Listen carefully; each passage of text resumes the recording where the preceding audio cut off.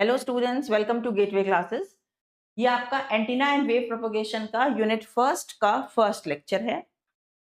आज का जो हमारा टारगेट है वो हमें पढ़ना है वेक्टर का कैलकुलस, जिसमें हम unit vector, components of vector और उसका रेजोल्यूशन, फिर हम वेरियस वेक्टर ऑपरेशन जैसे कि addition of vectors, subtraction of vectors और मल्टीप्लिकेशन ऑफ वेक्टर्स को कवर अप करेंगे। तो ये जो आपका सब्जेक्ट है ये एप्लीकेशन पे अवेलेबल है, तो आप एनरोल करके वहां से इसको पढ़ सकते हैं।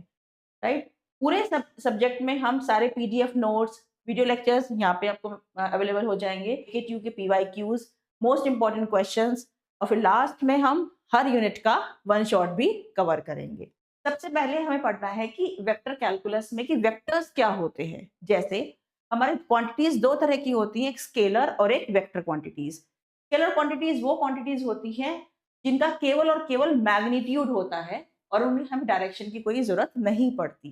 फॉर एग्जाम्पल मास, ठीक है, हम किस चीज का कहते हैं, हम इसका वेट 2 kg है तो हमें डायरेक्शन की जरूरत है ही नहीं, तो उसे कहते हैं mass. Time, length, temperature, energy, work, pressure, ये सब क्वांटिटीज हमारी कौन सी क्वांटिटीज हैं? Scalar quantities. On the other hand vector quantities वो क्वांटिटीज हैं जिनका मैग्नीट्यूड भी होता है और डायरेक्शन भी होता है। मतलब उनको डिफाइन करने के लिए आपको मैग्नीट्यूड की भी जरूरत है और डायरेक्शन की भी जरूरत है। राइट। जैसे इलेक्ट्रिक फील्ड, मैग्नेटिक फील्ड, जो हम पढ़ेंगे आगे इस सब्जेक्ट पे, velocity, acceleration, force, etcetera. Right. तो ये होते हैं वेक्टर क्वांटिटीज। जैसे हम कहें आपके कॉलेज का जो डिस्टेंस है आपके घर से कितना है, राइट, लेकिन कितना है वो ठीक है, लेकिन उसके साथ आपको उसका डायरेक्शन भी बताना पड़ेगा कि कॉलेज आपके घर से किस डायरेक्शन पे लोकेटेड है। तो ये कहलाता है क्या? Vector quantities. अब वेक्टर को रिप्रेजेंट करने का क्या तरीका है? वेक्टर को रिप्रेजेंट करने के लिए सपोज ये है ओ ए, ये वेक्टर है। ओ इसका ओरिजिन पॉइंट है जिसे हम टेल कहते हैं, और ए इसका हेड पॉइंट है जिसे हम टर्मिनस भी कहते हैं। राइट। अब यहाँ पर एक्स एक्सिस से इसका जो एंगल है वो है थीटा, जिसे हम डायरेक्शन बोलते हैं। तो ओ, इसको लिखने का तरीका है वेक्टर को ओ टू ए हम ऐसे लिखेंगे, ओ से ए, और इसके ऊपर एक एरो लगा देंगे। बुक्स में क्या होता है, ओ ए को बोल्ड कर दिया जाता है। अगर एट टाइम्स एरो नहीं लगाते तो बोल्ड का मतलब है कि वो एक वेक्टर क्वांटिटी है, या फिर वेक्टर ए से रिप्रेजेंट करते हैं, क्योंकि सपोज ये ओ हमारा ओरिजिन है, तो ये वेक्टर ए क्या है, ओ ए, यहाँ से ओ से ए तक। राइट। उसके बाद अगर हम इसकी मैग्नीट्यूड की बात करें, मतलब मैग्नीट्यूड मतलब इसकी लेंथ की बात करें इस वेक्टर की, तो हम उसको कैसे लिखते हैं? Magnitude of A is mod of vector A. Mod में लिखते हैं इसको, वो कहलाता है इसका मैग्नीट्यूड। ठीक है। नेक्स्ट है, अगर हमें दो वेक्टर्स को ऐड करना हो तो हम कैसे करते हैं? वेक्टर्स को सब्ट्रैक्ट करना हो तो हम कैसे करते हैं? पहला टॉपिक है एडिशन ऑफ वेक्टर्स। तो इस बार हमारे दो वेक्टर हैं। सपोज ये वेक्टर ए है, ओ से ए वेक्टर ए है, और बी से सी सपोज वेक्टर बी है। हमें इन दोनों वेक्टर्स को ऐड करना है, तो हम क्या करेंगे? ये इसका स्टार्टिंग पॉइंट है, ये इसका एंड पॉइंट है। तो फर्स्ट वेक्टर का जो एंड पॉइंट है उससे हम ज्वाइन कर देंगे सेकंड वेक्टर का स्टार्टिंग पॉइंट। ऐसे वो हमने ज्वाइन कर दिया, मतलब जहां ये खत्म हो रहा है वहां से आप सेकंड वेक्टर को स्टार्ट करो। तो आपने इसको स्टार्ट करा यहाँ से, तो ये यहाँ पे मिल गया आपको पॉइंट। यहाँ से आपने शुरू किया वेक्टर ए, ओ से ए वेक्टर ए हो गया, और उसके बाद यहाँ पर आपने दूसरा वेक्टर प्लेस कर दिया जहाँ पे ये वाला वेक्टर खत्म हो गया था, तो यहाँ से यहाँ पर इस प्लेस कर दिया, तो आपको ये वाला पॉइंट मिल गया। अब पहले वाले वेक्टर का स्टार्टिंग पॉइंट और दूसरे वाले वेक्टर का एंड पॉइंट को आप ज्वाइन कर दोगे तो आपको मिलेगा रिजल्टेंट वेक्टर, जो कहलाएगा vector A plus vector B. तो रिजल्टेंट वेक्टर हो गया ए प्लस बी। इसी कंसेप्ट को यूज करते हुए अगर हमें इन्हीं दो वेक्टर्स का सब्ट्रैक्शन करना हो तो a माइनस बी करना है, उसके लिए हम क्या करते हैं?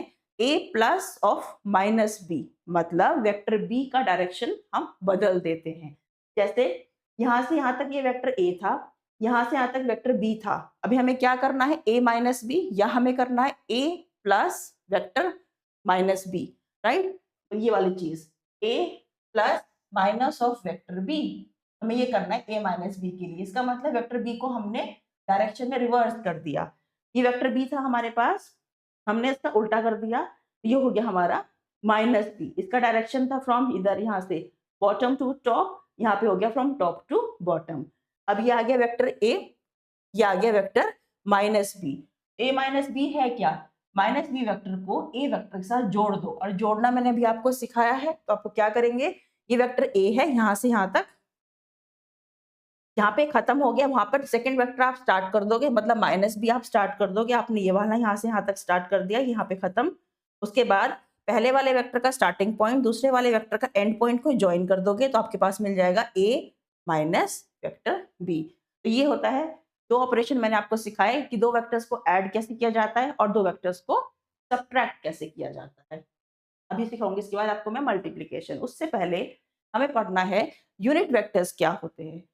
यूनिट वेक्टर एक ऐसा वेक्टर है जिसका मैग्नीट्यूड क्या होता है, 1।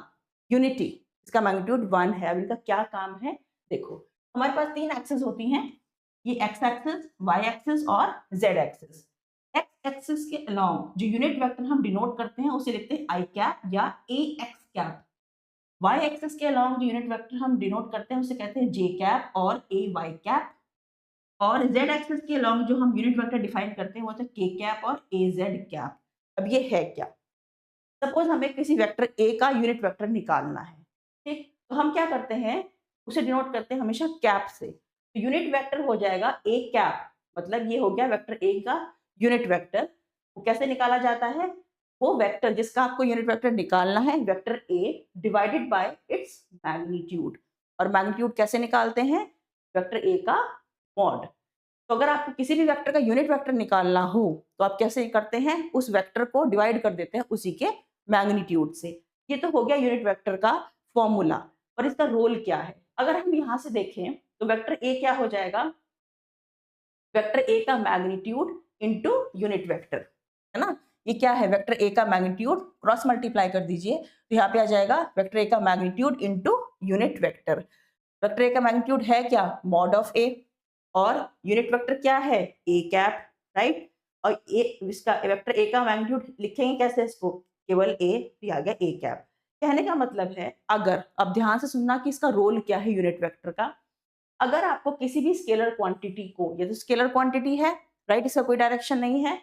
अगर आपको किसी भी स्केलर क्वांटिटी को एक वेक्टर बनाना है, वेक्टर बनाना है, तो आप क्या करो, उस स्केलर को उसी के यूनिट वेक्टर से मल्टीप्लाई कर दो। This is very important concept, ठीक। तो अगर आपको कोई भी स्केलर को वेक्टर बनाना है तो आप उस स्केलर को मल्टीप्लाई कर दीजिए उसी के यूनिट वेक्टर से, ठीक है। तो ये रोल है यूनिट वेक्टर का, यूनिट वेक्टर किसी भी स्केलर को वेक्टर में कन्वर्ट कर देता है। तो हम आगे अभी पढ़ेंगे डिटेल में कैसे, राइट। अब है एक क्वेश्चन, देख लेते हैं। आपको यूनिट वेक्टर निकालना है, किसके डायरेक्शन में, एक वेक्टर आपको गिवन है, ठीक है। तो आप कोई भी एक नोटेशन फॉलो करना। अगर आप आई जे के फॉलो कर रहे हो, क्वेश्चन में दिया आई जे के ही फॉलो करना। अगर आप ए X cap, A Y cap और ए जेड कैप फॉलो कर रहे हो तो भी सही है, ठीक है। अब यहाँ पे क्वेश्चन दिया हुआ है आई जे के कैप में, इसका आपको यूनिट वेक्टर निकालना है। तो ये पूरा एक वेक्टर है, इसका यूनिट वेक्टर निकालना है, तो क्या करेंगे, इसको डिवाइड कर देंगे इसी के मैग्नीट्यूड से। सबसे पहले हम इसका मैग्नीट्यूड निकालते हैं। सपोज हमने कहा ये वेक्टर ए है, ये वेक्टर ए था, 3i cap plus 4j cap minus 5k cap. तो आप इसका पहले मैग्नीट्यूड निकालो। वेक्टर ए का मैग्नीट्यूड क्या होगा, अंडर रूट ऑफ एक्स वाले कंपोनेंट का स्क्वायर प्लस वाई वाले कंपोनेंट का स्क्वायर प्लस जेड वाले कंपोनेंट का स्क्वायर। और जो जेड वाला कंपोनेंट हो यहाँ पे नेगेटिव है तो माइनस का साइन भी लेंगे, तो हमने -5 का स्क्वायर, ये अंडर रूट है पूरे का। तो ये आ गया 9 प्लस 16 प्लस 25 अंडर रूट 50, इसे हम सॉल्व किया 5 अंडर रूट 2। ये आ गया इसका मैग्नीट्यूड। तो यूनिट वेक्टर कैसे निकलेगा, ये पूरा वेक्टर उठाओ और उसको डिवाइड कर दो किससे, इसके मैग्नीट्यूड से, मतलब 5 अंडर रूट 2 से। फिर ये इसका आंसर है। इसको आप अलग अलग करके भी लिख सकते हो, 3/5 अंडर रूट 2 आई cap plus 4/5 under root 2 j cap, 5/5 under root 2 k cap. तो इसको फर्दर सॉल्व करने की जरूरत नहीं है, यही आपका इसका आंसर है। तो यूनिट वेक्टर निकालने के लिए वेक्टर को डिवाइड कर दो उसी के मैग्नीट्यूड से। मैग्नीट्यूड निकलता है अंडर रूट ऑफ एक्स वाले कंपोनेंट का स्क्वायर, वाई वाले कंपोनेंट का स्क्वायर और जेड वाले कंपोनेंट का स्क्वायर, को तीनों को ऐड कर दो और फिर अंडर रूट ले लो। अब की बार क्या था, प्रीवियस क्वेश्चन में आपको पूरा वेक्टर गिवन था, पूरा वेक्टर गिवन है। इस बार क्या है, इस बार आपको पॉइंट गिवन है, पॉइंट गिवन है और आपको यूनिट वेक्टर निकालना है। तो क्वेश्चन थोड़ा सा चेंज हो गया। तो अगर पॉइंट गिवन है तो इस पॉइंट से सबसे पहले क्या करो, इस पॉइंट से वेक्टर बना दो। वेक्टर बनाया तो क्या आया, 2i कैप, यहाँ पे माइनस है तो माइनस आएगा, -2j कैप और ए कैप। ये आ गया वेक्टर जी, कोई भी नाम दे दो उसको, पॉइंट जी था तो हमने कह दिया वेक्टर जी। अब क्या निकालना है इसका यूनिट वेक्टर, मतलब जी कैप निकालना है, हम कैप से डिनोट करते हैं यूनिट वेक्टर को। तो ये क्या हो जाएगा, G upon magnitude of G. Magnitude of G निकाला कैसे, अंडर रूट 2 का स्क्वायर माइनस 2 का स्क्वायर माइनस 1 का स्क्वायर, इसको सॉल्व किया अंडर रूट 9 आ गया 3। तब क्या करो, जी कैप क्या हो जाएगा, जी कैप हो जाएगा आपका ये वाला पूरा वेक्टर जो आपने बनाया था ये वाला, डिवाइडेड बाय मैग्नीट्यूड। इसको अलग अलग करके लिख लिया, यहाँ तक भी लिखोगे तो भी आपका आंसर बिल्कुल करेक्ट है। और इसको फर्दर सॉल्व करना चाहो तो ये इसका फाइनल आंसर है। फ्रैक्शन में लिखोगे तो भी सही है, डेसिमल में लिखोगे then also it is correct. तो दिस इज हाउ कि आप यूनिट वेक्टर निकालते हो। बात करते हैं नेक्स्ट टॉपिक की, वो है कंपोनेंट्स ऑफ वेक्टर। सपोज हमारा ये वेक्टर ए था और हमारी 3 एक्सिस हैं, एक्स एक्सिस, वाई एक्सिस और जेड एक्सिस। इस वेक्टर ए के 3 कंपोनेंट होते हैं, क्या, A X cap along x axis, A Y cap along Y axis और A Z along Z axis. यहाँ पे ये वेक्टर है, ये हो गया ए एक्स इधर, ये हो गया आपका ए जेड इधर और ये हो गया ए वाई इधर, राइट। उसके बाद यहाँ पे 3 यूनिट वेक्टर्स हैं हमारे। एक्स एक्सिस के अलोंग जो यूनिट वेक्टर है वो है आई कैप, वाई एक्सिस के अलोंग जो यूनिट वेक्टर है वो है जे कैप और जेड एक्सिस के अलोंग जो यूनिट वेक्टर है वो है के कैप। ध्यान रहे, ठीक है। तो ये हमारे तीनों वेक्टर्स हो गए। तो इस ए को हम कैसे लिख रहे हैं, इस ए को लिख रहे हैं तीनों components A x vector plus A Y vector plus A Z vector. तीनों वेक्टर्स है, vector plus vector will give you another vector and that is vector ए। उसके बाद हमने इस ए एक्स को, एक वेक्टर था, इसको कैसे लिखा, इसको लिखा स्केलर इनटू यूनिट वेक्टर। देखो है ना, ए एक्स का स्केलर क्या हो जाएगा ए एक्स और यूनिट वेक्टर क्या है एक्स एक्सिस के अलोंग आई कैप। ऐसे ही ए वाई वेक्टर को लिखा ए वाई जे कैप और ए जेड वेक्टर को लिखा ए जेड का मैग्नीट्यूड इनटू के कैप। ये वेक्टर ए को लिखने के 2 तरीके हैं, ठीक। ये तो हो गया इन टर्म्स ऑफ कंपोनेंट्स, तीनों components along x axis, Y axis और जेड एक्सिस। ये है in terms of scalar multiplied by unit vector, again scalar multiplied by unit vector, scalar multiplied by unit vector. तो यहाँ पे मैंने चीजें लिख दी हैं, तो वेक्टर ए को लिखने के ये तरीके हैं। तो इसके जो कंपोनेंट्स हैं वो क्या क्या हो गए, वेक्टर ए के जो कंपोनेंट्स है हो गए ए एक्स वेक्टर, ए वाई वेक्टर और ए जेड वेक्टर। नेक्स्ट है रेजोल्यूशन ऑफ वेक्टर।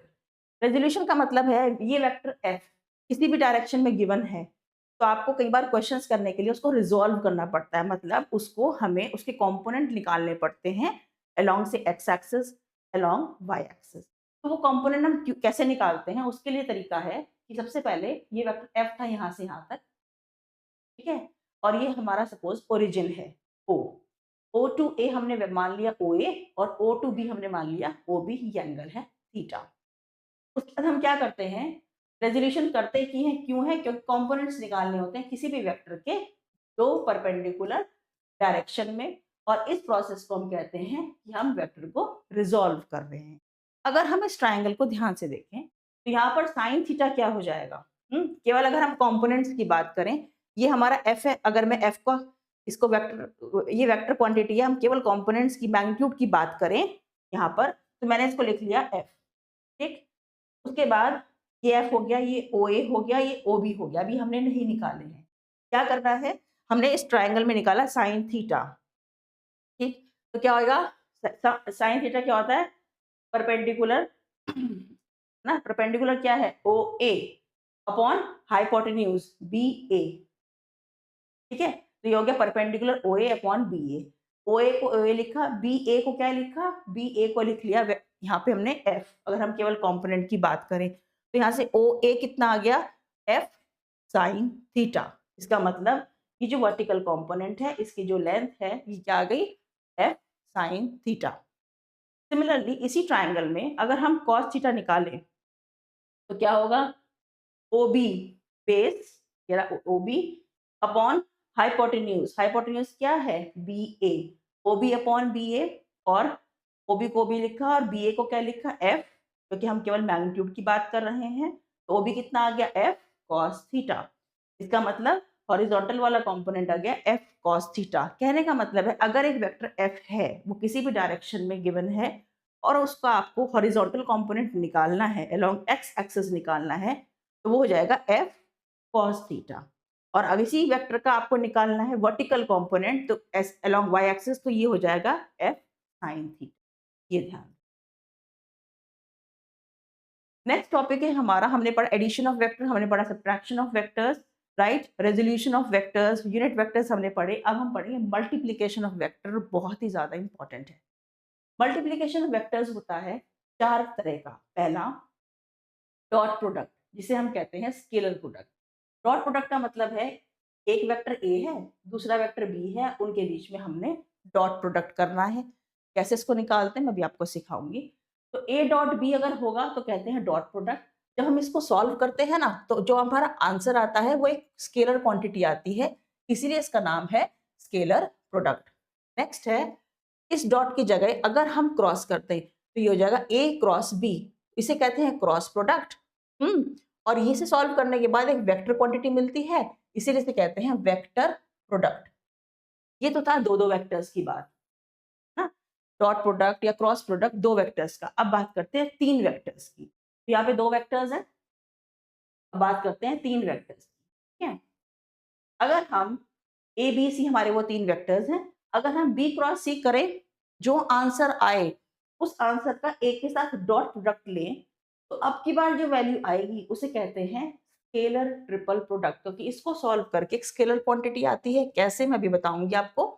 इसे सॉल्व करके स्केलर मिलता है, और क्योंकि ये 3 वेक्टर्स का है 1 2 एंड 3, इसलिए इसको कहा गया है ट्रिपल प्रोडक्ट। सिमिलरली अगर इस डॉट की जगह भी मैं क्रॉस लगा दूं, यहाँ पर क्रॉस लगा दूं, तो यहाँ पे क्या हो जाएगा, ए क्रॉस बी क्रॉस सी। पहले बी क्रॉस सी निकाला, उसका ए के साथ क्रॉस किया, अगेन इसको सॉल्व करके हमें मिलती है एक वेक्टर क्वांटिटी, और ये भी 3 वेक्टर्स का है, इसलिए इसको कह देंगे वेक्टर ट्रिपल प्रोडक्ट। तो ये आपके 4 मल्टीप्लिकेशन है, scalar product, vector product, scalar triple product और वेक्टर ट्रिपल प्रोडक्ट। अब हम इनको 1 बाय 1 कवर करेंगे। सबसे पहले हमारा स्केलर प्रोडक्ट या फिर हमारा डॉट प्रोडक्ट। तो आपका जो स्केलर प्रोडक्ट होता है उसमें क्या है, वेक्टर ए यहाँ से यहाँ तक है, सपोज ओरिजिन है, O two A vector A है, ओ टू बी हमारा इधर वेक्टर बी है, दोनों इंक्लाइन है आपस में एक एंगल, उसे कहते हैं थीटा। तो हमें निकालना है डॉट प्रोडक्ट, मतलब ए डॉट बी।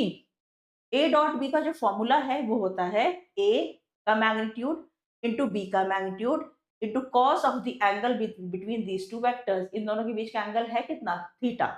तो इसका मैग्नीट्यूड हो गया ए, इसका मैग्नीट्यूड हो गया बी कॉस थीटा। अब ए भी एक नंबर है, कोई भी नंबर, सपोज 7 है 9 है कुछ भी है, बी भी एक नंबर है 2 3 कुछ भी, राइट। कॉस थीटा भी आपको एक नंबर ही मिलेगा। तो सारे नंबर्स मल्टीप्लाई होके क्या मिल देंगे, आपको एक नया नंबर देंगे, और वो नंबर क्या है, स्केलर क्वांटिटी। इसीलिए डॉट प्रोडक्ट को क्या कहा गया, स्केलर प्रोडक्ट। इसका बहुत अच्छा एग्जाम्पल है डे टू डे लाइफ में, जैसे हम कहते हैं वर्क डन, क्या होता है, force into displacement, right. Force एक वेक्टर है, डिस्प्लेसमेंट एक वेक्टर है, ऐसे हम इसको डिनोट कर रहे हैं। जब हम दोनों का डॉट प्रोडक्ट लेते हैं तो आपको मिलता है वर्क डन। अब ये क्या है, इसको हम सॉल्व करेंगे, F S cos theta. Theta क्या है, angle between force and displacement, right. तो डब्ल्यू क्या है, वर्क डन, एफ क्या है, फोर्स, और एस क्या है, डिस्प्लेसमेंट।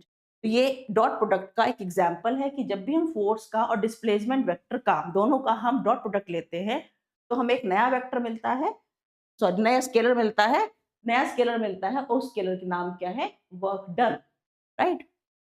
उसके बाद यहाँ पे देखें, हमारे पास ये है फोर्स और एक है वेलोसिटी। जब भी हम फोर्स वेक्टर और वेलोसिटी वेक्टर का डॉट प्रोडक्ट करते हैं तो हमें एक नया स्केलर मिलता है, और उस स्केलर का नाम है पावर।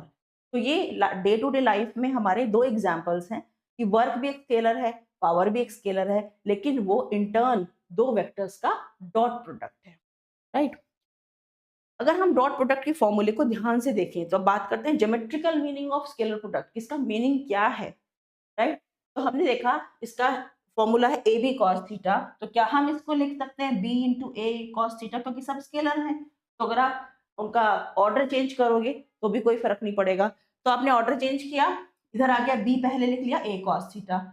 अगर हम ए कॉस थीटा पे फोकस करें तो ये है क्या, अगर ये वेक्टर ए था, ए कॉस थीटा क्या था, इस वेक्टर का हॉरिजॉन्टल कंपोनेंट, ये तो पढ़ा अभी हमने, तो ये हो गया हॉरिजॉन्टल कंपोनेंट। तो क्या हम कह सकते हैं कि डॉट प्रोडक्ट है सेकंड वाला वेक्टर इनटू पहले वाले वेक्टर का हॉरिजॉन्टल कंपोनेंट।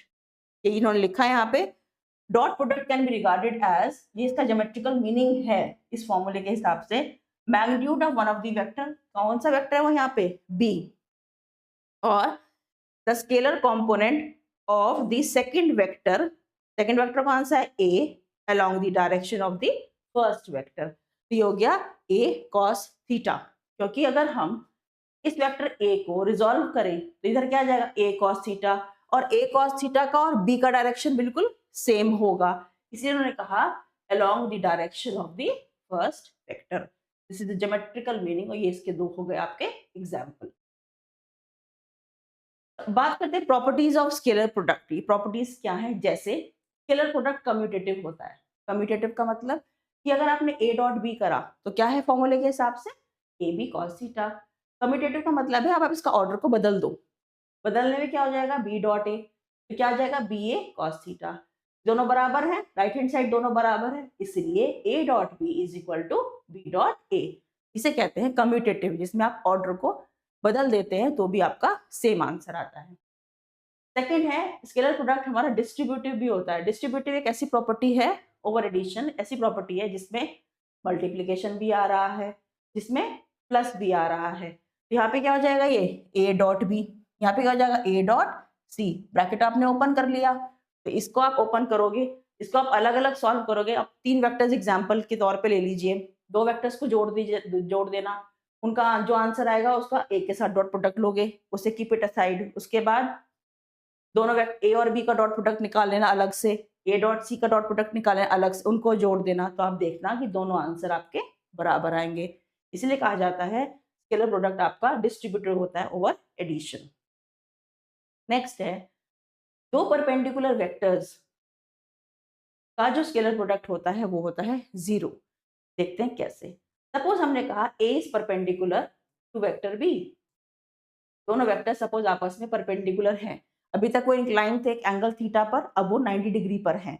इसका मतलब कह सकते हैं थीटा क्या हो गया इस बार 90 डिग्री। तो अगर थीटा 90 डिग्री है तो फॉर्मूले में क्या हो जाएगा A B cos 90, and what is the value of cos 90? It is zero, A dot B हो गया जीरो। वेरी इंपॉर्टेंट प्रॉपर्टी, अगर हमें पता करना हो दो वेक्टर्स परपेंडिकुलर हैं कि नहीं है, तो उन दोनों वेक्टर्स का आपस में जो डॉट प्रोडक्ट होता है वो आपका जीरो होना चाहिए, तो वेक्टर्स आपके परपेंडिकुलर होंगे, क्योंकि तो यहाँ पे cos 90 क्या हो जाता है जीरो।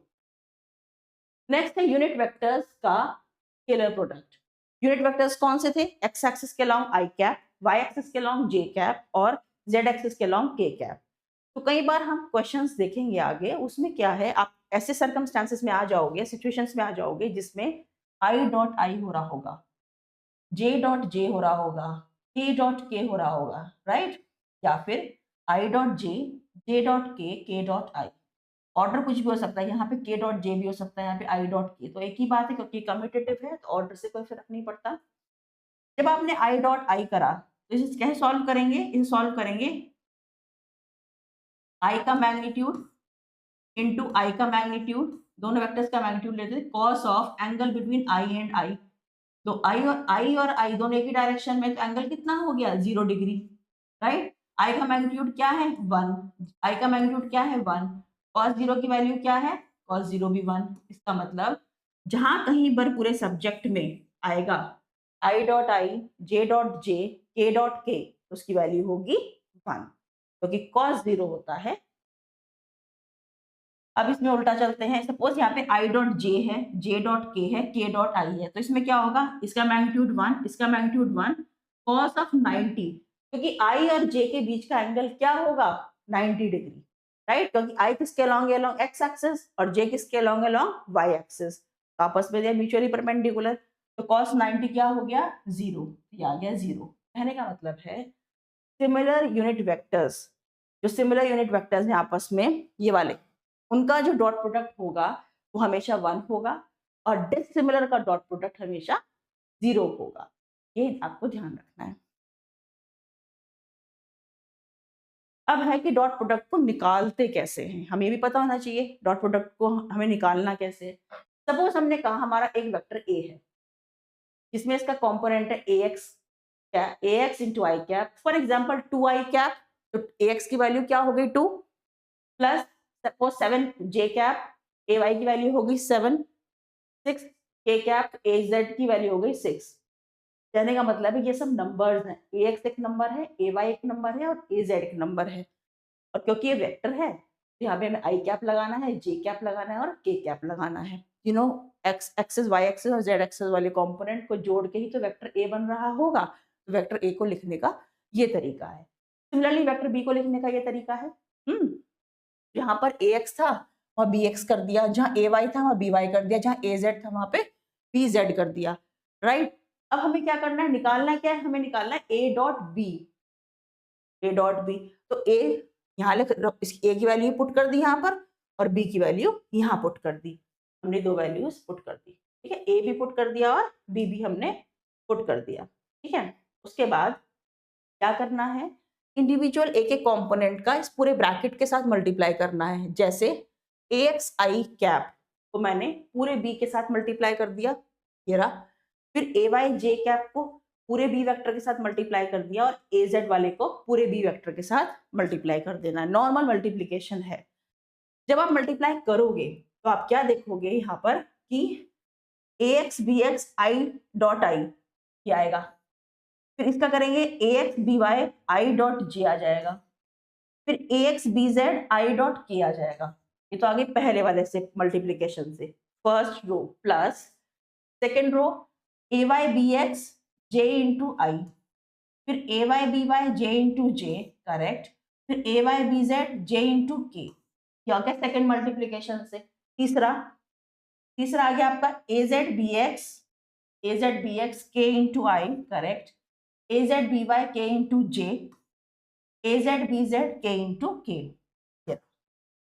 ठीक है। तो ये चीज आ गई मल्टीप्लाई करके। अब इससे प्रीवियस में मैंने आपको बताया था आई डॉट आई सिमिलर है ना 1, आई डॉट जे 0, आई डॉट के 0, J dot I 0, J dot G again it is 1, J dot के 0, के डॉट आई 0, के डॉट जे 0, के डॉट के 1। जो 0 हो गया वैनिश हो गया, क्या बचा A X B x plus A Y B Y plus A z B Z. कहने का मतलब है जब हमें दो वेक्टर्स का डॉट प्रोडक्ट लेना हो तो हम बार बार ये एक्सरसाइज नहीं करते। ये तो हमने समझाने के लिए आपको बताया कि कहाँ से आया। हमें क्या करना होता है, A X into B X, A Y into B Y plus A Z into B Z उठा के उनके जितने भी मैग्नीट्यूड वाले कॉम्पोनेंट्स हैं, राइट, जो भी स्केलर क्वांटिटीज हैं, तो उनको एक्स एक्सिस वाले एक साथ मल्टीप्लाई कर लो प्लस वाई एक्सिस वाले एक साथ और जेड एक्सिस वाले एक साथ। और ध्यान रहे यहाँ पर कहीं पर भी वेक्टर नहीं आता, ना यहाँ आई कैप आएगा, ना यहाँ जे कैप आएगा, ना यहाँ के कैप आएगा। क्यों नहीं आएगा, क्योंकि ए डॉट बी होता क्या है, एक स्केलर क्वांटिटी। तो ध्यान रहे कि कब वेक्टर आना है कब नहीं आना। वैसे भी यहाँ से पता चल रहा है कि ये नहीं आएंगे। अब एक क्वेश्चन देख लेते हैं। हमें वेक्टर ए गिवन था, इस वेक्टर ए में इन्होंने कहा वेक्टर ए गिवन है अल्फा, अल्फा हमें नहीं मालूम, ए एक्स कैप प्लस 2 ए वाई कैप 10 ए जेड कैप, ये हमें वेक्टर ए गिवन है। सिमिलरली हमें वेक्टर बी गिवन है 4 अल्फा ए एक्स कैप, अगेन अल्फा हमें नहीं मालूम, 8 ए वाई कैप माइनस 2 अल्फा ए जेड कैप। आपको इस अल्फा की वैल्यू निकालनी है जिससे कि दोनों वेक्टर्स क्या हो जाए, आपस में परपेंडिकुलर हो जाए। तो परपेंडिकुलर होने का हमने एक तरीका बता रखा है कि दो वेक्टर्स परपेंडिकुलर हैं तो उनका डॉट प्रोडक्ट क्या हो जाएगा, 0। तो आपने लिखा for A is perpendicular to B, theta क्या होगा 90, मतलब ए डॉट बी हो गया आपका ए बी कॉस 90, कॉस 90 होता है 0, तो ये आ गया A dot B is equal to 0। ये हमें पता है। अब हमने क्या किया, ए वेक्टर ए इधर रखा, डॉट लगा दिया वेक्टर बी के साथ और इन दोनों का डॉट प्रोडक्ट को किसके इक्वल कर दिया, 0 के।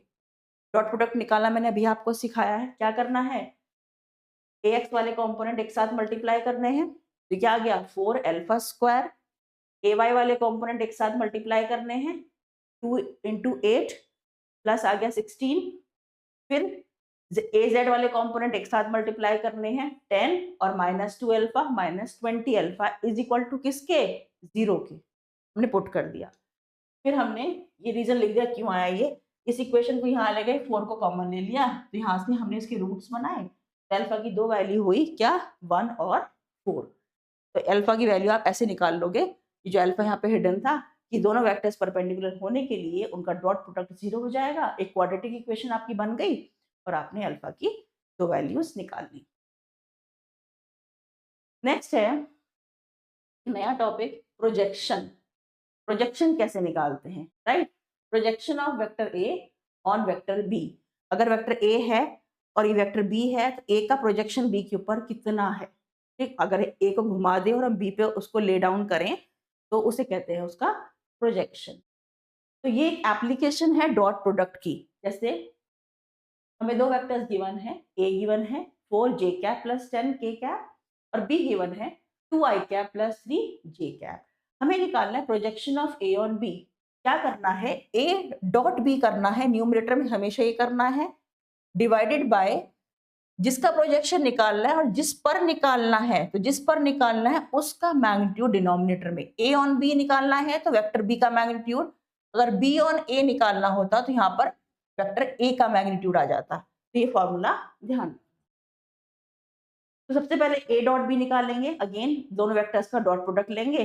तो ठीक है, इसमें क्या करना है, जे और जे को एक साथ मल्टीप्लाई, आई और आई को मल्टीप्लाई करा तो इसमें तो आई है ही नहीं तो 0 इंटू 2 0 हो गया। फिर j इंटू जे करा तो ये हो गया 4 इंटू 3 कितना आ गया 12 j इंटू जे, ठीक। फिर k इंटू के करा, यहाँ पे 10 तो है k का, यहाँ पे k प्रेजेंट ही नहीं है तो हो गया 0, राइट।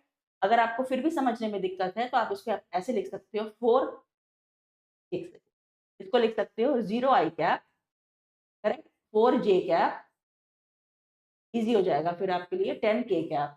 इस वेक्टर को ये लिख सकते हैं।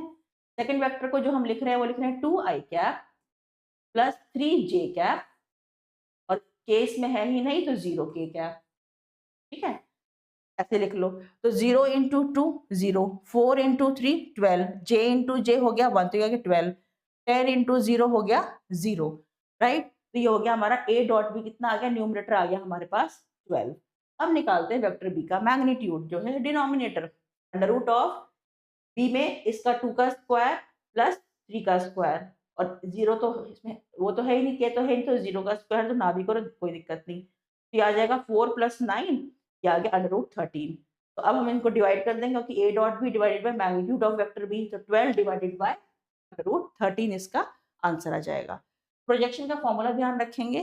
प्रोजेक्शन निकालने में हम यूज किसका करते हैं, हम यूज करते हैं डॉट प्रोडक्ट का इन द न्यूमरेटर और डिनोमिनेटर में लेते हैं उस वेक्टर का मैग्नीट्यूड जिसके ऊपर प्रोजेक्शन निकालना है। नेक्स्ट है हमारा क्रॉस प्रोडक्ट जिसे हम और क्या कहते हैं, वेक्टर प्रोडक्ट। क्रॉस प्रोडक्ट को हम डिनोट करते हैं ए क्रॉस बी से। सपोज हमारे पास ये वेक्टर था ए, ओ से ए वेक्टर ए था और ओ से भी हमारा वेक्टर बी था, दोनों के बीच का जो एंगल है वो है थीटा। तो अगर हमें क्रॉस प्रोडक्ट निकालना हो इनका, ए क्रॉस बी निकालना हो तो उसका फॉर्मूला होता है वेक्टर ए का मैग्नीट्यूड, वेक्टर बी का मैग्नीट्यूड साइन थीटा, वहां पे क्या था कॉस थीटा, यहाँ पे क्या है sine theta, multiplied by n cap. N cap क्यों करा, एन कैप है क्या, एन कैप है बेसिकली एक यूनिट वेक्टर, मतलब इसका मैग्नीट्यूड 1 है पहली बात। और ये क्या है, सपोज आपका कोई प्लेन है जिसके ऊपर वेक्टर ए भी है, जिसके ऊपर वेक्टर बी भी है, राइट। अब उस प्लेन के परपेंडिकुलर जो वेक्टर है उसे कहा है इन्होंने n cap, right. N cap क्या, इट इज यूनिट वेक्टर, इसका मैग्नीट्यूड 1 है, it is unit vector which is perpendicular to the plane containing both vector A as well as vector B. तो ये कर क्या रहा है, आप ध्यान से देखो, ये एक स्केलर है, ये एक स्केलर है, ये एक स्केलर है, ये पूरे स्केलर को अगर आपने एक यूनिट वेक्टर से मल्टीप्लाई कर दिया तो क्या मिलेगा आपको, वेक्टर। और क्रॉस प्रोडक्ट होता क्या है, वेक्टर। ये है रोल इसका एन कैप का।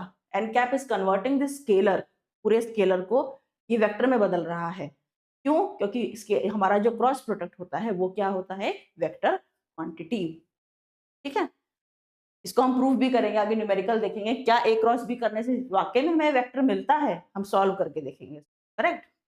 अब उसकी बात है, जैसे उसका ज्योमेट्रिकल मीनिंग था, है ना? क्या था ज्योमेट्रिकल मीनिंग? डॉट प्रोडक्ट का प्रोजेक्शन था, राइट? या कंपोनेंट का मल्टीप्लिकेशन था, ये कह सकते हैं। तो वो था डॉट प्रोडक्ट का ज्योमेट्रिकल मीनिंग। अब बात करते हैं वेक्टर प्रोडक्ट का ज्योमेट्रिकल मीनिंग क्या है। ये हमारे वो वेक्टर्स थे, हमने उन वेक्टर्स को यूज करके क्या करा, इस पैरेललोग्राम को कंप्लीट कर लिया। पैरेललोग्राम मींस इसकी ऑपोजिट साइड आपस में पैरेलल है। तो ये वेक्टर ओ ए था, इसके पैरेलल हमने एक लाइन बना दी यहाँ से ऐसे डॉटेड, ऐसे ही ओ बी था, पैरेलल लाइन बना दी हमने, राइट? अब हमने कहा अगर हम ए क्रॉस बी करें, क्रॉस प्रोडक्ट क्या है? ए क्रॉस बी, और उसका मैग्नीट्यूड ले लें, मतलब एक स्केलर मिल जाएगा, वो वही होता है जो इस पूरे पैरेललोग्राम का एरिया है, प्रोवाइडेड इस पैरेललोग्राम की साइड्स किससे बनी है? उन दो वेक्टर्स से बनी है जिनका आप क्रॉस प्रोडक्ट ले रहे हो, राइट? अभी हम इसको प्रूफ करेंगे। तो इसका ज्योमेट्रिकल मीनिंग है कि ए क्रॉस बी मतलब वेक्टर प्रोडक्ट का जो मैग्नीट्यूड है that is equal to the area of parallelogram made by those two vector. इसको प्रूफ करते हैं। अब क्या है, जैसे ये हमारा वो पैरेललोग्राम था, तो हमने क्या किया, हम पॉइंट्स मार्क कर लिए। Suppose this is vector A, O से पी तक वेक्टर ए है, ओ से एम तक वेक्टर बी है, दोनों के बीच का एंगल थीटा है। पैरेललोग्राम कंप्लीट करा, इस पॉइंट को एन मार्क करा, इसको एम मार्क करा। उसके बाद क्योंकि हमें पैरेललोग्राम का एरिया निकालना है और फॉर्मूला आता है बेस इंटू हाइट, ये हम जानते हैं मैथमेटिकली। तो बेस इंटू हाइट करना है तो क्यों ना हम यहाँ से परपेंडिकुलर ड्रॉप करें। हमने परपेंडिकुलर ड्रॉप किया पी से ऑन ओ एम से एट पॉइंट टी। अब एरिया ऑफ पैरेललोग्राम क्या हो जाएगा? Base into height. बेस कितना है? बेस है ओ एम, और हाइट क्या है? P T. हाइट हो गया इसका पी टी, राइट? अब ओ एम किसके बराबर है? बी के बराबर, मतलब वेक्टर बी के मैग्नीट्यूड के बराबर, length of vector B, B. और पीटी क्या है? पीटी। पीटी के लिए हम क्या करेंगे, अगर हम देखें इस वेक्टर ए को अगर हम रिजॉल्व कर दें दो कंपोनेंट्स में, राइट, तो वेक्टर ए क्या हो जाएगा? इधर इधर आ जाएगा वेक्टर ए का एक कंपोनेंट जिसे हम कहेंगे ए कॉस थीटा, बिल्कुल सही है ना? वेक्टर ए का हमने रिजॉल्व कर दिया लॉन्ग एक्स एक्सिस, तो आगे ए कॉस थीटा, और अगर हम इसको इधर रिजॉल्व कर दें तो इधर आ जाएगा ए साइन थीटा। यहाँ तक हमने इसको रिजॉल्व कर दिया। अगर तो पूरा कंप्लीट ही बना लेते हैं। यहाँ तक हमने बना दिया इसको, क्या आ जाएगा? ए साइन थीटा, राइट? यहाँ तक इसका मतलब ए साइन थीटा और ए वाली चीज पीटी बराबर है, तो हमने पीटी की जगह रख दिया ए साइन थीटा, ठीक है? उसके बाद तो साइन थीटा को हम यहाँ लिख देते हैं तो ज़्यादा क्लियर रहेगा, ए साइन थीटा, और these two lengths are equal. अब पीटी को हमने क्या लिखा? ए साइन थीटा, तो इसको रीअरेंज कर लिया, क्या आ गया? A B sine theta. और ए बी साइन थीटा है क्या? ए क्रॉस बी का मैग्नीट्यूड, राइट? तो ये हमने प्रूफ कर दिया कि किसी भी पैरेललोग्राम का एरिया, इसकी दोनों साइड वो दोनों वेक्टर्स हैं, इसके बराबर है वेक्टर प्रोडक्ट के मैग्नीट्यूड के बराबर है। जैसे हमने प्रॉपर्टीज पढ़ी थी डॉट प्रोडक्ट की, वैसे ही हम पढ़ लेते हैं प्रॉपर्टीज ऑफ वेक्टर प्रोडक्ट या क्रॉस प्रोडक्ट। पहली बात है, जैसे उसमें था A dot B is equal to B dot A, लेकिन इसमें ऐसा नहीं होता। इसमें क्या है? It is not equal, rather than it is equal to minus of B dot A. जैसे इसे इस प्रॉपर्टी को कहते हैं इट इज नॉट कम्यूटेटिव, मतलब इट इज एंटी कम्यूटेटिव। जैसे ए क्रॉस बी क्या था? A B sine theta into n cap. Please ध्यान रहे, आप एन कैप लगाना मत भूलना, क्योंकि वेक्टर होता है ए क्रॉस बी। तो बी क्रॉस ए क्या हो जाएगा? बी ए साइन थीटा, इस बार एन कैप का direction minus n cap, right? जैसे ए क्रॉस ए और बी थे यहाँ पर, तो जब ए क्रॉस बी करते हैं तो एन कैप, और जब बी क्रॉस ए करेंगे तो ये माइनस एन कैप। ये माइनस एन कैप हो गया यहाँ पे, रिवर्स हो गया डायरेक्शन, ऑर्डर चेंज हो गया। ए क्रॉस बी ना जाके इस बार बी क्रॉस ए जा रहे हैं, तो वही चीज जैसे क्लॉकवाइज और एंटी क्लॉकवाइज चलते हैं, तो वो चेंज हो गया। तो यहाँ पे गया माइनस एन कैप, माइनस को बाहर ले लिया तो ये आ गया एक, तो क्या minus A B sine theta n cap. क्या ये दोनों बराबर है? नहीं, ये बराबर नहीं है। Rather than it is equal to क्या? Minus of B cross A, ऐसे ये बराबर नहीं है। इसका मतलब ये क्या है? एंटी कम्यूटेटिव है। नेक्स्ट है ये डिस्ट्रीब्यूटिव होता है, जैसे वो डिस्ट्रीब्यूटिव था ऐसे ये भी डिस्ट्रीब्यूटिव है। डिस्ट्रीब्यूटिव मतलब जिसमें मल्टीप्लिकेशन भी आए और प्लस भी आए, तो ए क्रॉस बी अलग कर लिया और ए क्रॉस सी अलग कर लिया, मीन्स ब्रैकेट को वन बाय वन आपने ओपन कर लिया, तो ये property distributive property vector product के लिए होल्ड करती है। अब बात करते हैं, अगर ये दोनों वेक्टर्स ए और बी आपस में परपेंडिकुलर हो जाते हैं, उस समय पर वेक्टर प्रोडक्ट क्या होता है। ए क्रॉस बी था, तो इसका मैग्नीट्यूड क्या हो जाएगा, अगर हम मैग्नीट्यूड की बात करें मतलब एन कैप की बात ना करें, तो ये क्या हो जाएगा, ए बी साइन, एंगल कितना हो गया इस बार 90 डिग्री, साइन 90 की वैल्यू कितनी होती है 1, साइन 90 हो गया हमारा 1, मैक्सिमम वैल्यू है साइन साइन की ये। इसका मतलब इस समय पर ये जो है, अगर वेक्टर्स हमारे परपेंडिकुलर हैं, तो ये जो वेक्टर प्रोडक्ट है इस समय पर मैक्सिमम है, क्योंकि मैक्सिमम वैल्यू ऑफ साइन क्या है, यहाँ पर साइन 90 वैल्यू क्या होगी 1, which is the maximum value of sine, तो ये आपकी मैक्सिमम वैल्यू आ गई ए बी, करेक्ट। बात करते हैं, अगर ये दोनों वेक्टर्स आपस में पैरेलल हैं, पैरेलल का मतलब क्या हुआ, एंगल कितना हो गया दोनों वेक्टर्स के बीच का 0, तो ये आ गया ए बी साइन 0। और ध्यान रहे, क्योंकि हम यहाँ मैग्नीट्यूड की बात नहीं कर रहे, अगर मैग्नीट्यूड की बात करते तो ये हो जाता है 0, बिल्कुल सही। अगर हम यहाँ पर लिखते ए क्रॉस बी या मैग्नीट्यूड की बात करें अगर हम, तो ये आ जाता है A B sine 0, right, sine 0, और साइन 0 क्या होता है 0, तो ये आ जाता है 0। लेकिन अगर हम वेक्टर की बात करें तो हम एन कैप भी लगाएंगे, और एन कैप लगाएंगे तो इस 0 के ऊपर हमने लगा दिया एक एरो, मतलब इसे कहेंगे 0 वेक्टर। तो ध्यान रहे, अगर आप बात कर रहे हैं इसकी ए क्रॉस बी, केवल ए क्रॉस बी की, that is equal to of parallel vector, it is equal to 0 vector. और अगर आप पैरेलल वेक्टर्स के क्रॉस प्रोडक्ट की मैग्नीट्यूड की बात कर रहे हैं, देन इट इज 0, ठीक है। ऐसे ही अगर हम बात करें vector product of a vector with itself, खुद के साथ, मतलब ए क्रॉस ए, इस बार वेक्टर बी नहीं है, ए क्रॉस ए है, तो क्या हो जाएगा, ए इंटू ए का मैग्नीट्यूड, दोनों के बीच का एंगल कितना हो गया 0 degree n cap, again sine 0 0 हो गया तो एन कैप हो गया। अगर हम बात करें स्केलर की, मतलब केवल मैग्नीट्यूड की, ए क्रॉस ए, तो ये क्या आ जाएगा ए इंटू ए साइन 0, ये क्या आ गया, ठीक है, तो ये 0 है। अगर आप इसके मैग्नीट्यूड की बात करेंगे तो ये 0 है, अगर आप मैग्नीट्यूड की बात नहीं करते हैं तो ये आ जाएगा 0 वेक्टर, 0 वेक्टर, करेक्ट। उसके बाद बात करते हैं यूनिट वेक्टर्स, जैसे उसमें निकाला था ना आई डॉट आई या आई डॉट जे किया था, ऐसे ही सेम एक्सरसाइज हम यहाँ पे करेंगे। उसमें क्या है कि आप आई क्रॉस आई, जे क्रॉस जे, के क्रॉस के, same vector, same unit vectors अगर हम कर रहे हैं, तो क्या हो जाएगा, आई का मैग्नीट्यूड 1, आई का मैग्नीट्यूड 1 साइन 0, ये क्या जाएगा एन कैप, अगर वेक्टर की बात कर रहे हैं एन कैप क्या आ गया 0 वेक्टर। और अगर हम स्केलर की बात करें, आई क्रॉस आई, स्केलर की बात करें मतलब केवल मैग्नीट्यूड की बात करें, आ जाएगा 1 इंटू 1 साइन 0, मतलब ये कितना आ गया 0, तो हम आई क्रॉस आई होता है 0। On the other hand I dot I similar vector में क्या होता, उसमें क्या होता था 1।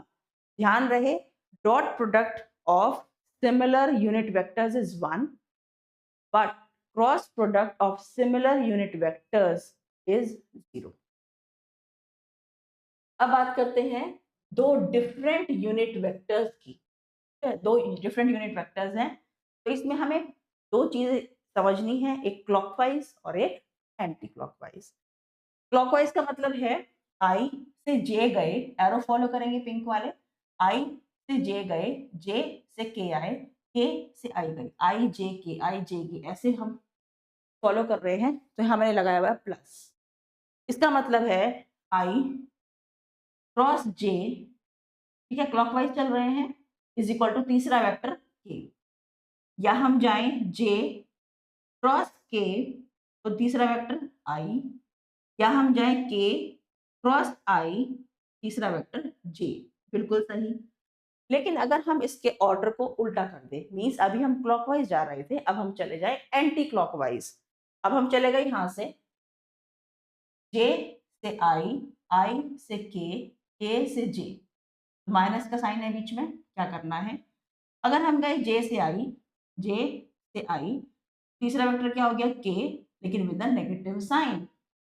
के से जे हम गए again anticlockwise, k to j कौन सा हो गया तीसरा वेक्टर आई, लेकिन with the negative sign. Again i to k हम गए राइट, तीसरा vector j again with the negative. तो ये आपको याद होना चाहिए, क्लॉकवाइज में पॉजिटिव और एंटी क्लॉकवाइज में नेगेटिव। दो यूनिट वेक्टर्स का क्रॉस प्रोडक्ट तीसरा होता है, कब प्लस होता है जब क्लॉकवाइज जाते हैं, कब माइनस होता है जब एंटी क्लॉकवाइज जाते हैं। अब जैसे हमने निकाला था डॉट प्रोडक्ट, वैसे ही हम निकालेंगे क्रॉस प्रोडक्ट। एक से हम निकालेंगे क्रॉस प्रोडक्ट राइट। तो हमें निकालना है क्रॉस प्रोडक्ट कंपोनेंट्स को यूज करके। अगेन हमने दो वेक्टर्स ले लिए ए और बी, ठीक। तो यहाँ पर मैं आपको करके दिखाऊंगी, लेकिन उसके बाद बार बार आपको ये वाली पूरी एक्सरसाइज नहीं करनी, हम फाइनल कंक्लूजन को ही यूज किया करेंगे अपने क्वेश्चन। तो आपने आई ए और बी का क्रॉस प्रोडक्ट करा, आपने वेक्टर ए पुट कर दिया, आपने वेक्टर बी पुट कर दिया, और इस बार दोनों के बीच में डॉट ना लगा के इस बार आपने क्या लगाया, क्रॉस। यहाँ पे लगा दिया क्रॉस। उसके बाद आप एक एक कॉम्पोनेंट को उठाओगे, इसको उठाया पूरे बी के साथ मल्टीप्लाई कर दिया, सेकंड वाला उठाया पूरे बी के साथ क्रॉस कर रहा है, क्रॉस ध्यान रखेंगे मल्टीप्लाई नहीं है, क्रॉस है ये, ठीक है। और तीसरा वाला उठाया ये रहा, और पूरे बी के साथ क्रॉस कर दिया, ठीक है। तो ये इसको ध्यान रखेंगे कि हम यहाँ पे क्रॉस कर रहे हैं, ना केवल जस्ट मल्टीप्लीकेशन नहीं कर रहे हैं, क्योंकि वेक्टर्स के क्रॉस प्रोडक्ट के फॉर्मूले अलग होते हैं। अब आपने जब ये करा तो यहाँ पे आपको एक सिचुएशन मिली, आई क्रॉस आई, मैंने अंडरलाइन किया है, आई क्रॉस जे, आई क्रॉस के, ऐसे मिला पहले में से। फिर मिला आपको यहाँ पे जे क्रॉस आई, जे क्रॉस जे क्रॉस के, तीसरे से मिला आपको के क्रॉस आई, के क्रॉस जे और के क्रॉस के, ठीक है। ये रहा, तीनों आपको ये मिल गए, तो आपके सारी टर्म्स मिल गई। अब ये जो मैंने अंडरलाइन किए हैं इनकी वैल्यू जो प्रीवियस वाला था वहां से आप सब्स्टिट्यूट करोगे, यहाँ से ये वाली पूरा, क्योंकि क्रॉस प्रोडक्ट है। आपने सब्स्टिट्यूट करा, तो आई क्रॉस आई क्या था चेक कर लेते हैं। आई क्रॉस आई था यहाँ पर, आई क्रॉस आई क्या था, 0, राइट। तो आई क्रॉस आई की जगह आपने रख दिया 0। अगर हम स्केलर की बात करें, आई क्रॉस जे क्या था, वेक्टर के, आई क्रॉस जे एक बार चेक कर लेते हैं, आई क्रॉस जे था वेक्टर के, करेक्ट। फिर है आई क्रॉस के माइनस ऑफ जे, ठीक है। तो जहां पर है आई क्रॉस के माइनस ऑफ जे, मैंने इंडिविजुअली वैल्यू पीछे से देख के सारी यहाँ पे सब्स्टिट्यूट कर ली है, ठीक है। उसके बाद जहाँ पे 0 है वो वैनिश हो गया, तो आपके पास फाइनल एक्सप्रेशन कुछ ऐसे आ गया। उसके बाद क्या करोगे, आई वाली टर्म्स एक साथ, ये रहा आई वाली टर्म्स हैं, जे वाली एक साथ और के वाली एक साथ, ठीक है। ये सब नंबर्स आपने एक साथ क्लब कर दिए। उसके बाद आप क्या करोगे, यहाँ पर थोड़ा रीअरेंजमेंट कर लोगे, क्योंकि इसको हमें मैट्रिक्स बनाना है, सॉरी डिटर्मिनेंट बनाना है, इसको इन द फॉर्म ऑफ डिटर्मिनेंट लिखेंगे। तो इसको हम थोड़ा सा रीअरेंज कर देते। कहने का मतलब है जो सेकंड वाली टर्म है, ओनली सेकंड वाली टर्म, उसमें हम इसको माइनस को यहाँ बाहर ले आए, तभी हमारा डिटर्मिनेंट इजी हो जाता है, राइट। हम इसको बाहर ले आएंगे तो यहाँ पे हो जाएगा ax bz minus az bx, ये पूरा आ गया। उसके बाद आप इसे लिखोगे इन द फॉर्म ऑफ डिटर्मिनेंट। क्या हम इसको ऐसे लिख सकते हैं, ये क्या है, i into A Y B z minus A z B y, यही तो करते थे, डिटर्मिनेंट कैसे निकालते थे, ऐसे हाइड करा, ऐसे हाइड करा, तो क्या आ गया, ए वाई बी जेड चेक करना minus B Y A Z, ठीक है। ये चीज आ गई, माइनस यहाँ पे लग जाता जे के साथ, क्या आ जाएगा, जे वाला कॉलम हाइड, जे वाली रो हाइड, क्या बचा ए एक्स बी जेड, ये रहा minus A z B x, correct. उसके बाद तीसरा ए वाला की कॉलम हाइट, इसकी रो हाइट, क्या बचा, A X B Y minus B X A Y, ये आ गया। तो कहने का मतलब है इस पूरी इक्वेशन को हम लिख सकते हैं in the form of determinant. कैसे, पहली वाली जो रो है उसमें लिखेंगे आई जे के, तीनों यूनिट वेक्टर्स। दूसरे वाले में लिखेंगे पहले वाले वेक्टर ए के तीनों component A x A Y A z. Next में लिखेंगे सेकेंड वाले वेक्टर बी के तीनों component B x B Y B z, ठीक है। तो कहने का मतलब है कि हम क्या करते हैं, अगर हमें दो वेक्टर्स का निकालना है क्रॉस प्रोडक्ट, तो क्रॉस प्रोडक्ट निकालने के लिए आप एक डिटरमिनेंट लगाएंगे, आई जे के लिखेंगे।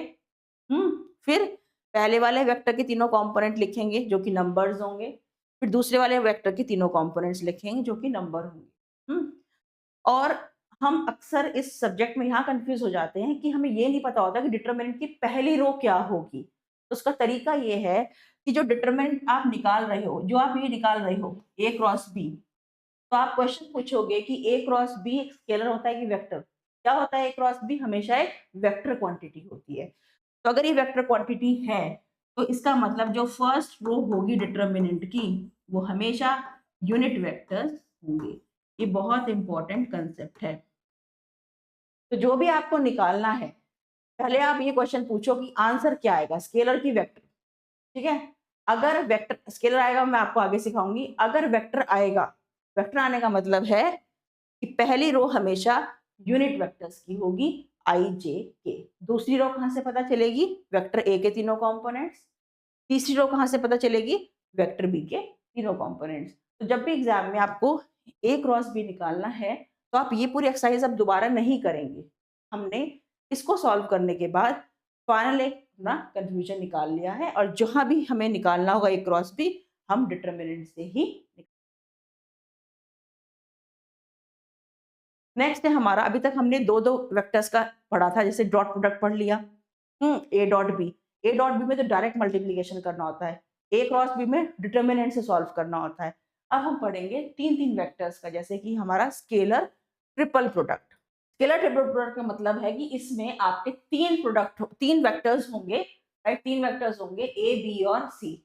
पहले बी क्रॉस सी करना है, दो वेक्टर्स का क्रॉस प्रोडक्ट लेना है, जो आंसर आएगा उसका डॉट प्रोडक्ट लेना। तो कहने का मतलब है जो हमने भी फर्स्ट पढ़ा और सेकंड पढ़ा, दोनों का यूज होगा तीसरे में, राइट? हमने तीन वेक्टर्स ले लिए, वेक्टर ए, वेक्टर बी और वेक्टर सी। वेक्टर लेने का तरीका मैंने आपको बता रखा है, आई जे के, तो तीनों में कॉमन रहेंगे। इसका component A x A Y A z, B वाले कंपोनेंट का, बी का component B x B Y B z, और सी का component C x C y और सी जेड। अब क्या निकाले? पहले निकाले B cross C. B cross C निकालने का तरीका बिल्कुल अभी बताया है मैंने आपको, आई जे के, क्योंकि बी क्रॉस सी क्या आएगा? एक वेक्टर आएगा। ठीक है? वेक्टर आएगा, तो ये एक वेक्टर है बी क्रॉस सी, और ये भी एक वेक्टर है ए। वेक्टर और वेक्टर का डॉट प्रोडक्ट क्या आता है? स्केलर, और इसीलिए इसको कहा जाता है स्केलर ट्रिपल प्रोडक्ट। उसके बाद अब इसको सॉल्व करके चेक भी कर लेते हैं। बी क्रॉस सी निकाला, ये चीज हमने इस डिटर्मिनेंट को सॉल्व कर लिया, तो आई की जगह यहाँ पे आ गया B Y C Z minus B Z C y. जब माइनस जे लगाया, ठीक है, तो माइनस जे में आ जाएगा यहाँ पे माइनस जे है, यस, माइनस जे लगाया तो आ जाएगा B X C Z minus B Z C X, ये रहा, प्लस के लगाया तो B X C Y minus C X B Y, ये आ गया। ये हमने निकाल लिया B cross C.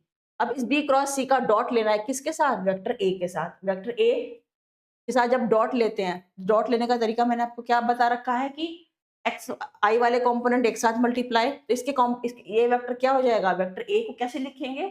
Vector A को लिखेंगे A X I cap plus A Y J cap plus A Z A cap.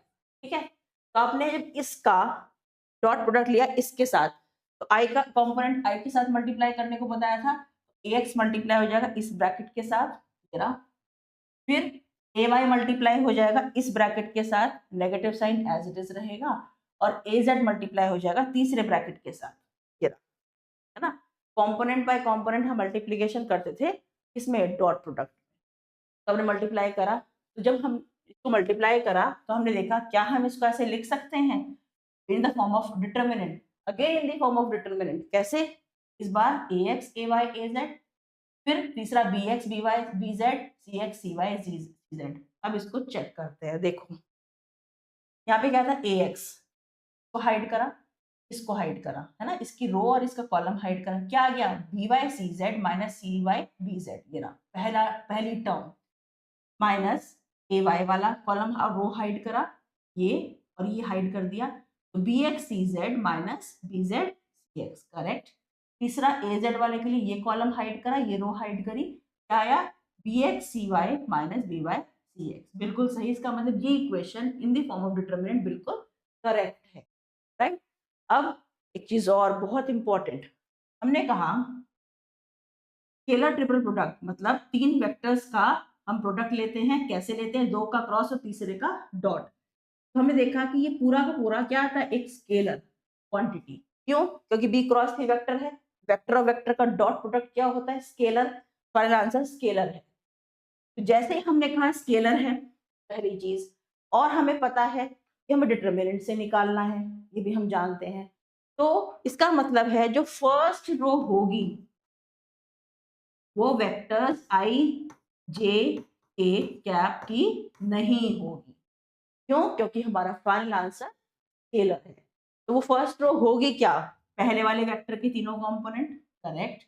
दूसरी रो सेकंड वाले रो के सेकंड वाले वेक्टर के तीनों कंपोनेंट्स, करेक्ट। तीसरा तीसरे वाले वेक्टर के तीनों कंपोनेंट्स। सब नंबर्स हैं, सब नंबर है 2 1 5 6 1 8 1 2 3, कुछ भी सॉल्व करके भी एक नंबर ही मिलेगा, इसलिए कहा जाता है ये पूरा का पूरा क्या है, स्केलर क्वांटिटी।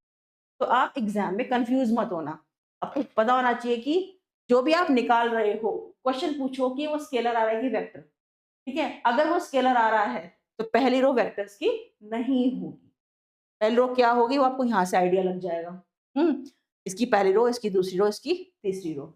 और अगर वो पहली रो वेक्टर्स की होती है, मतलब वो पूरी क्वांटिटी वेक्टर आ रही होती है, प्रीवियस वन जो हमने किया था, उस केस में पहली रो होती है हमेशा यूनिट वेक्टर्स की, ये आप ध्यान रखें, इससे आपको डिटरमिनेंट में कभी भी कंफ्यूजन नहीं होगी।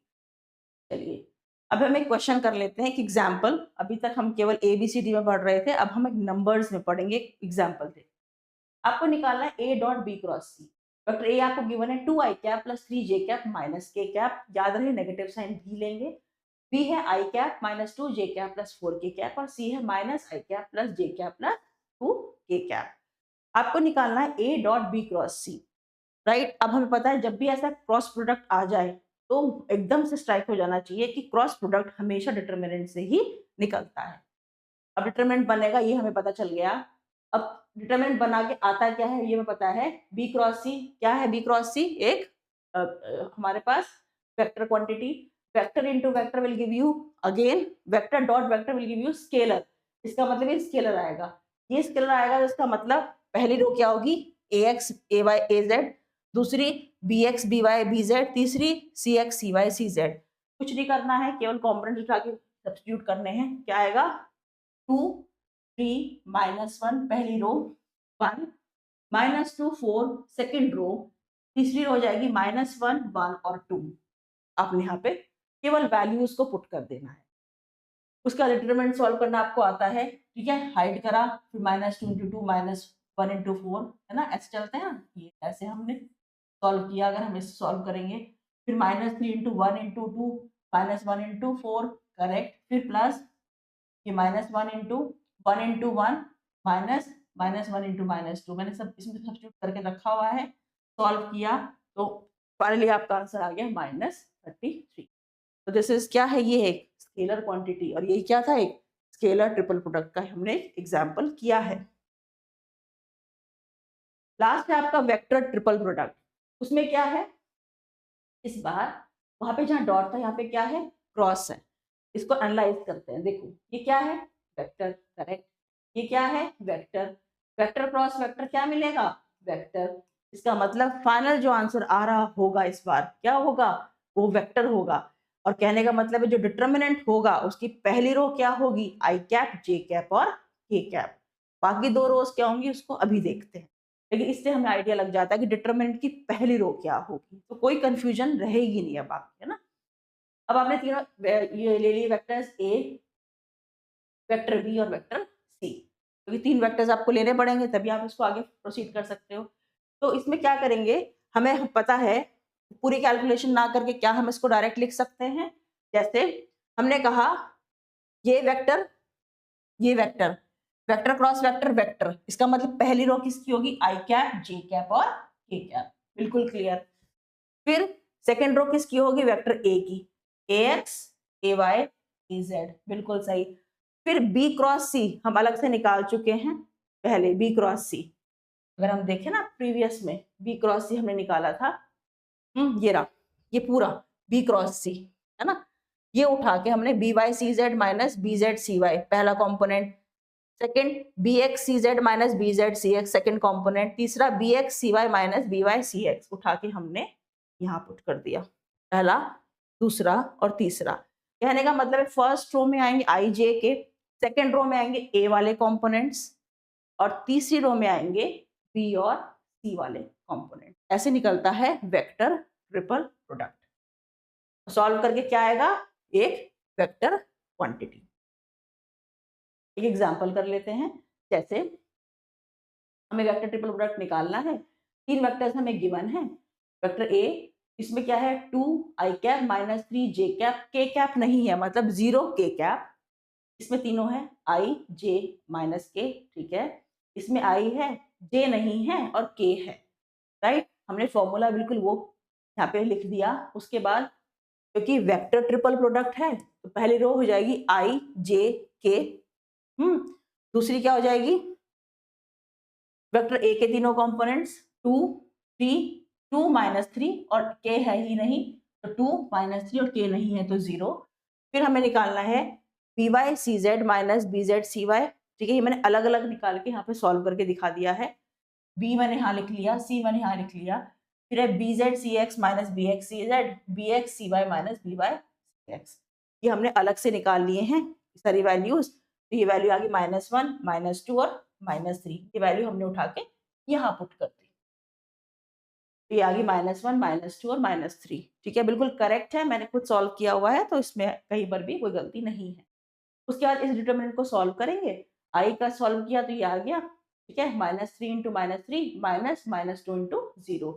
जब जे का सॉल्व किया तो आ गया 2 इंटू -3 -1 इंटू 0। जब के वाला सॉल्व किया 2 इंटू -2 -1 इंटू -3 हमने सॉल्व किया, राइट। तो ये आ गया 9 माइनस 0 -6 माइनस 0 -4 -3, सॉल्व किया क्या आया? 9 i cap plus 6 j cap minus 7 k cap, क्या आ गया? वेक्टर, क्योंकि ये क्या होता है? पूरा एक वेक्टर। तो दिस इज योर आंसर। तो हमने आज के लेक्चर में वेक्टर्स पढ़े हैं, वेक्टर हमने स्टार्ट करे है ना, वेक्टर्स पढ़े, उनका एडिशन सब्ट्रैक्शन रेजोल्यूशन कंपोनेंट सब सीखे, उन पे ऑपरेशन करने सीखे। उसके बाद हमने मल्टीप्लिकेशन ऑफ वेक्टर्स पढ़ा जो बहुत इंपॉर्टेंट है। 4 मल्टीप्लिकेशन मैंने आपको सिखाए हैं, dot product, cross product, scalar triple product और वेक्टर ट्रिपल प्रोडक्ट कैसे निकालते हैं, ठीक है, और डिटरमिनेंट की फॉर्म में निकलते हैं लास्ट के तीनों। तो ये मैंने आपको पूरा क्लियर करा दिया है।